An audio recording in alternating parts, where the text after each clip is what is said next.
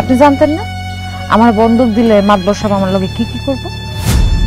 তাছাড়া মাতবর সাহেব তো আপনার সামনে স্ট্যাম্পে কি কি লেখা আছে সব পড়ে শুনাইল।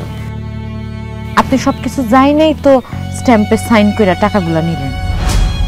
এখন আমার সামনে এসে আপনি ঢং করতেছেন, আপনার কষ্ট লাগতেছে। আমার তো মনে হয় আপনার আনন্দে খুশিতে নাচা উচিত। আপনি টাকা পেয়েছেন না, আপনি টাকা নিয়ে খুশি থাকেন। মাতবর সাহেব আমার যা বললে আমি তাই করব। শুধু খাওয়াই দেওয়া গোসল করায় দেওয়া কেন, এর থেকে বেশি যদি কিছু বলে আমি সেটাও করব।